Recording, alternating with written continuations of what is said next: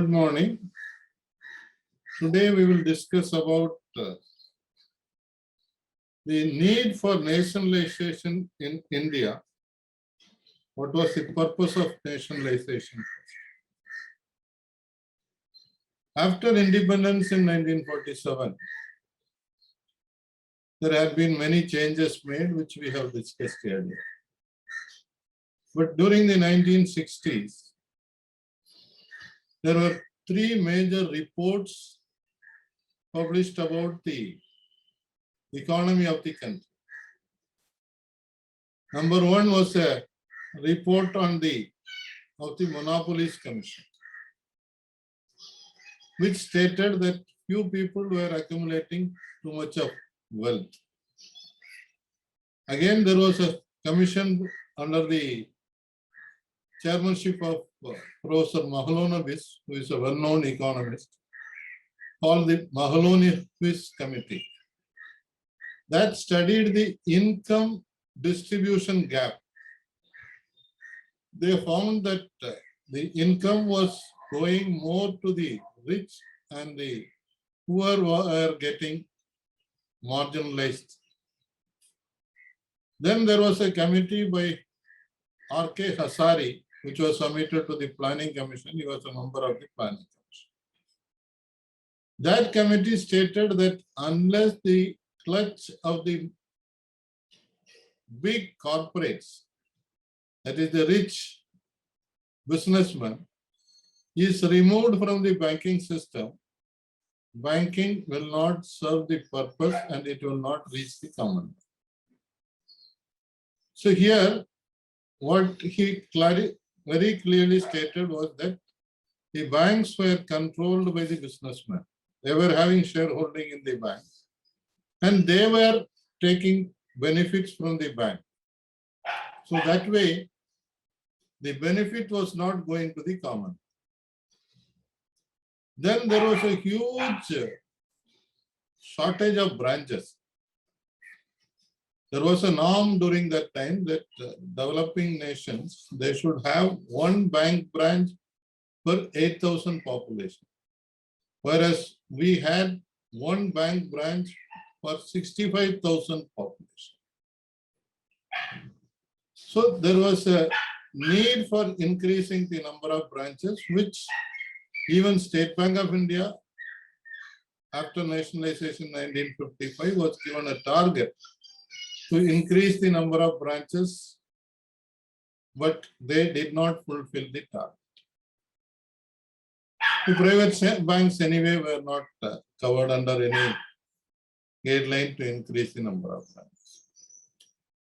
Then, if we see the distribution of branch network and the distribution of credit,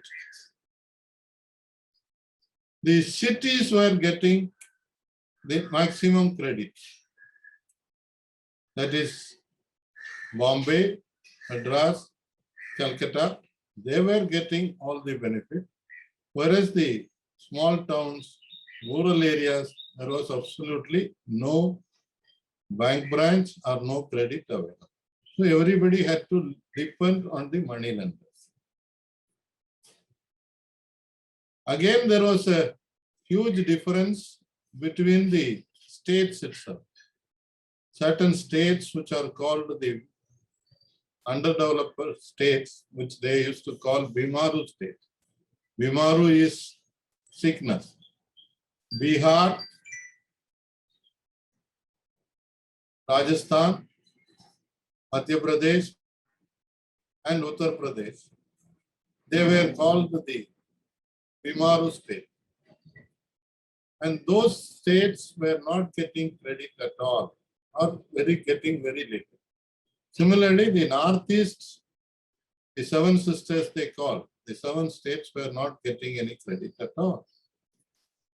So there is also a huge gap.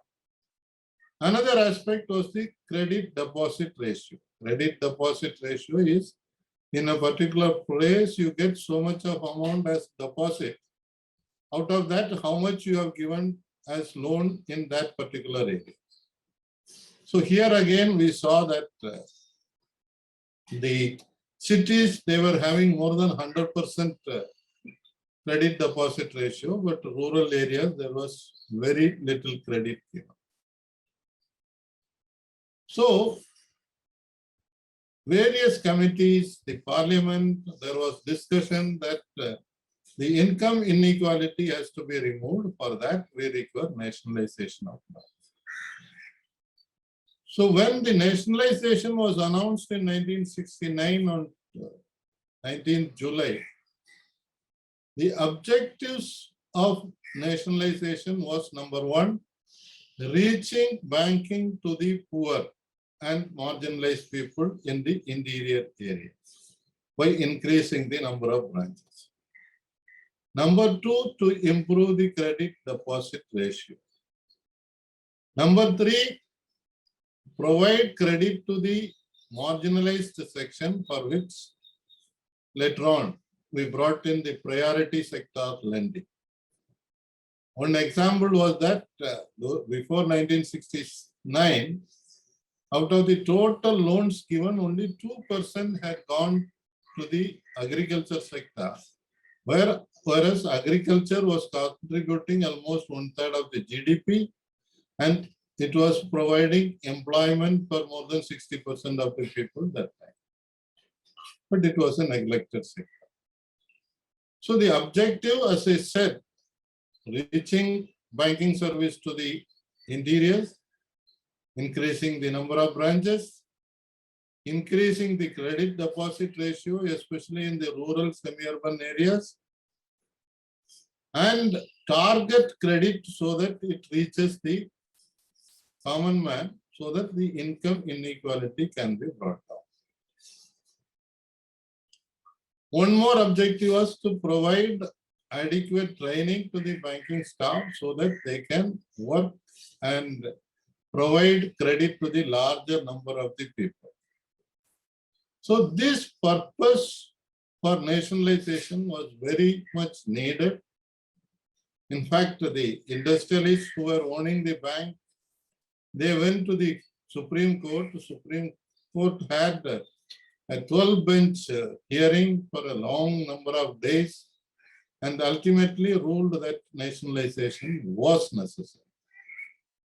Similarly, it was debated in Parliament for many days. When the Nationalization Act had to be passed, there was detailed discussion, and the majority of the members, except the then BJP, called the Jan Sangh members, two of them were there. They were the only ones who were opposing nationalization of banks. Others could not resist. They were supporting or they were keeping. So that way, the nationalization of banks was a historical achievement. It was absolutely necessary. In a later discussion, we will analyze also whether those objectives were really fulfilled.